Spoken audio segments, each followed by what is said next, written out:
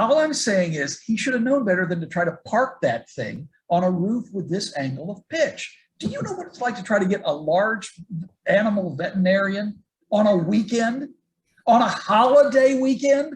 It would, oh, sorry. Hi, this is Jim Watts with the Tulsa World. I'm here with my scene colleagues, Grace Wood and Jimmy Trammell, both lovely and talented. And we're here to discuss all sorts of things that are coming up, entertainment and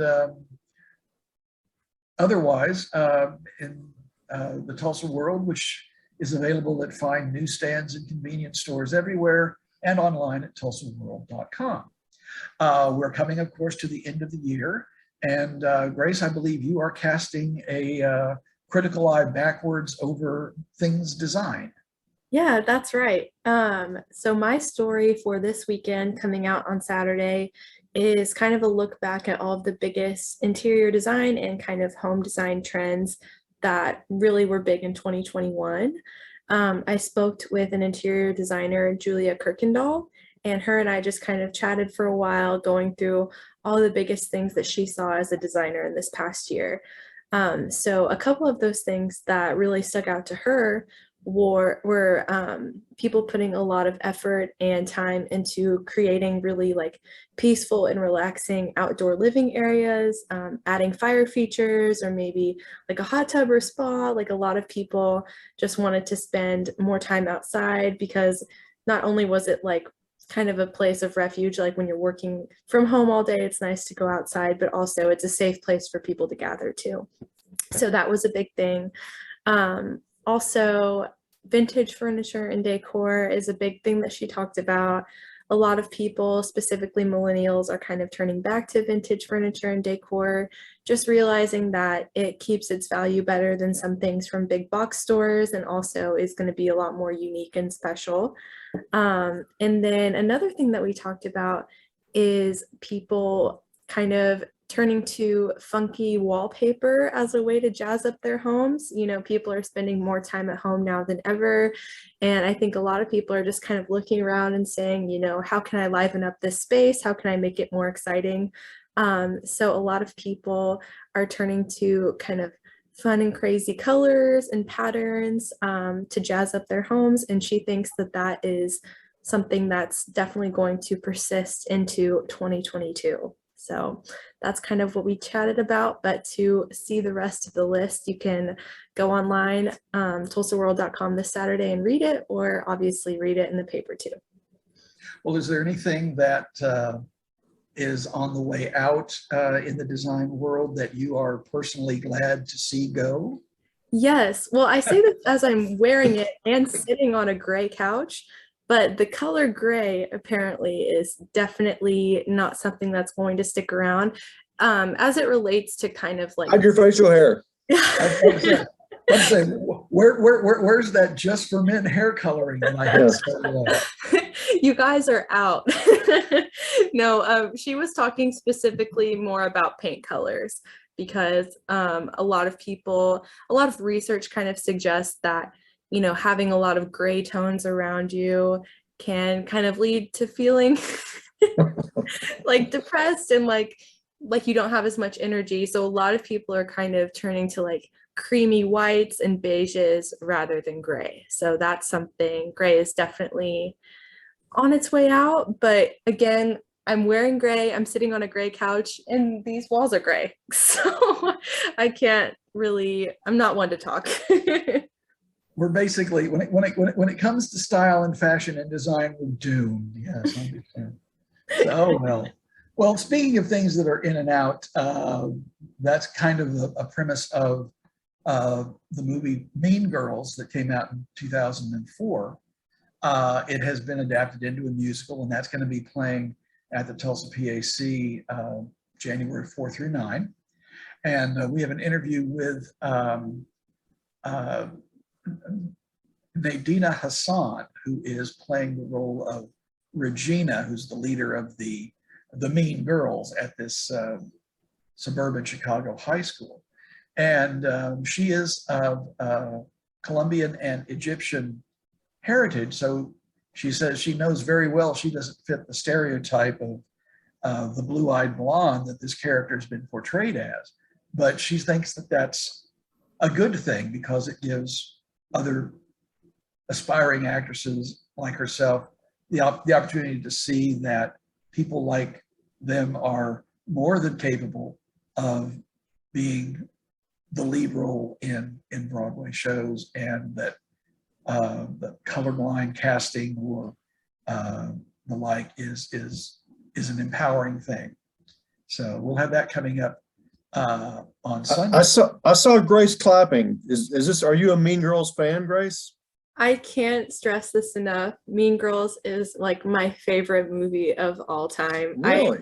I can quote the entire thing. I think I saw it at probably too young of an age. So it's like every time I rewatch it, more things click. I'm like, oh, that's what they meant by that. So I am so jealous that you're going to see it. And talking to one of the main characters, I think that's so cool. So that's going to be awesome. All right. Well, you like everyone else will have to wait until Sunday to find out more about that. But Jimmy, what's coming? What's got you up in arms? I have a question. If I said, do you know what the Wilhelm scream is? Would either of you know what the Wilhelm scream is? Way up, one hand up. Not one. Take a guess. Take a guess. 70 years. Take a guess as to what it might be. It's the most used, maybe the most famous sound effect. Oh. Movie history. It's been in all the Star Wars movies, all the Indiana Jones movies. It's been in hundreds of movies. And there's an Oklahoma connection to this Wilhelm scream that keeps getting used over and over and over again. And I'll tell people about this on Friday. But it certainly is. It's an Oklahoman who allegedly does this scream that's been used over again, including in Spaceballs when John Candy's character shot a stormtrooper in the butt, and he does the Wilhelm scream. It's been everywhere, basically. And then Sunday, I've got another question for you. The concert related, best music concert, both of you folks have ever been to in your life, even though I know it's hard to pick one. I don't know if I'd call it the best, but it was definitely the most monumental, and that would have been Frank Sinatra at the Mabee Center in 1994. It's the only time he's played Oklahoma, and it was like the next to the last concert that he ever gave. He died soon after that. That was a whole lot of history behind that one. But I would say that would probably be the one that would be the most memorable, if only because I had to write the review on deadline and send it over a payphone. Gives you an idea of how long ago that was to get it in on time. But I don't do things for fun anymore, so I can't answer that. Wow, that's really cool. I can't believe you got to see him. I think my favorite concert is Casey Musgraves. I saw her in 2019 at Lollapalooza, and she is just so talented, and her band is amazing, and she just sounded exactly like she does on her albums and was just ethereal. And it was also awesome because, that was probably one of the last live shows I saw before like everything happened with COVID. So that one definitely sticks out in my mind a lot. I know I'm going to make our Zoom call run long here, but I have to tell a Sinatra story since you brought him up. The gentleman who hired me was Bill Connors, the longtime great sports editor at the Tulsa World, and truly a gentleman in every fashion and respected. And he loved Frank Sinatra and would go to Vegas to see Frank Sinatra. One year he was in his hotel and he gets a knock on the door, knock, knock, knock. Hello, Mr. Connors. Frank Sinatra needs your room and these other rooms in this part of the hotel for his friends that are coming to his show. Would you like to give up your room and we'll get you another room at the hotel? And, Mr. Connors talked it over with his wife and said, well, we could say no, but they're going to move us anyway. So let's just go ahead and say yes and move to a different room. So he does. And then Mr. Connors goes to the Sinatra show. It was a birthday show, and Frank Sinatra acknowledged Bill Connors at the concert for giving up his room. And Mr. Connors said it was the highlight of his life, which just amazing story. The reason I ask you guys about favorite concert is I ask a lot of people, readers on social media, give me the best or most memorable concert you've ever been to in Tulsa. One of my favorites was, somebody said George Jones, just because he showed up. If you know George's reputation, they called him No Show Jones. But we'll have some of the best responses in Sunday's paper and on TulsaWorld.com, and also a look at a really neat book about the history of rock concerts. In our minds, we think, well, gee, they've been around forever, and really, it's kind of a new concept. They've only been around for 70 years, basically, rock concerts. And this book traces the history from the early precursors of rock concerts through Woodstock, Altamont, the Newport Festival where Bob Dylan plugged in and shocked everybody by plugging in his guitar, all the way through. Basically, it goes through Live Aid in 1985 or 1986. But it's a heck of a book. Wanda Jackson's part of it. Leon Russell's part of it. Highly recommended. We'll write about it in Sunday's paper. Awesome.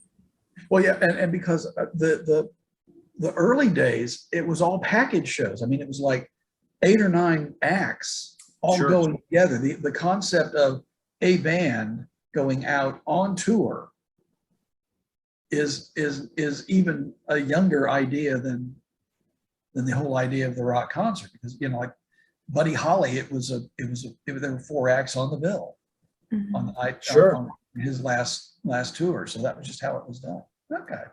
I have a question for you guys. Sure. Okay. Who is someone who you haven't seen in concert yet, but really would like to see? Wow. Dear Lord. That is still alive? I guess, yeah. Someone who's still. The still alive is the hard part, because I would have loved to have seen Johnny Cash or Jerry Reed. Oh, yeah. I'd love to have seen those guys, but obviously I'm too late for that. So while James' wheels are turning in his head, I'm going to give this some thought real fast. Okay. Man. Yeah, I mean, because every time I think, well, no, I've seen him. What? No, I've seen him. Who would I like to see? I'm going to say the Rolling Stones, and I know they're 100 years old, but it would just be an iconic thing to see the Rolling Stones. For sure. For sure. I would say, on one hand, Neil Young. I've seen Crosby, Stills, and Nash, but not Neil Young, and I'm a bigger fan of Neil Young, but it was just paths have never crossed. That probably would be the one that would come to mind. So, okay. You have one, Grace? Actually, CSNY is definitely at the top of my list too, but I know that'll never happen since they've all kind of sworn never to perform again. So I'm not, keeping my hopes up for that one. But I think other than that, probably Elton John. He's an all-time favorite. And I believe he's resuming his farewell tour in 2022, I think. I hope so. Maybe I can score a ticket somehow. Well, I don't know. He said goodbye more often than the Judds, but anyway. Sorry. Well, one last question before we go. What was your most memorable meal at a restaurant? I realize that might be a fraught topic, since some people are still uncomfortable with going to restaurants. But I'm going to cheat and do it out of town, if that's okay. I'm sure you will. My favorite hamburger in the world is Fat Ed's Roadhouse in Metropolis, Illinois. It's the home of Superman. They got a Superman museum, a Superman statue. I'm biased about the Superman stuff. Named my son after Superman, and always go to the Superman Festival. But even without the bias, Fat Ed's Roadhouse, Metropolis, Illinois, makes my favorite hamburger on the planet. I get it every time I go. How about you, Grace? Um, I have either of you guys been to Molly's Landing in Catoosa? Yes. Yeah, I went there recently and I just got to be with like a big group of my family who hasn't really seen each other in a while, like cousins and aunts and uncles from like all over the country really. San Diego, New Orleans, New York, everyone was represented and it's the first time we've all kind of gotten together for the holidays. So we all went to Molly's Landing and just had like a big back room to ourselves and um had so much fun and my steak was amazing. I'm not like a huge steak person, but I was like, oh my gosh, this is so good. And the decor at Molly's Landing is just unmatched. It's the quirkiest, kookiest place to eat dinner. So I think that was probably my most memorable meal. It's a unique spot. Yeah. As for my answers, look for those on tulsaworld.com because we published our list of the top 10 restaurants of 2021, and it's an eclectic list to say the least. Well, I think that covers everything we need to cover and more. We want to thank you for putting up with us for as long as you have, and until next time, we will gladly see you later.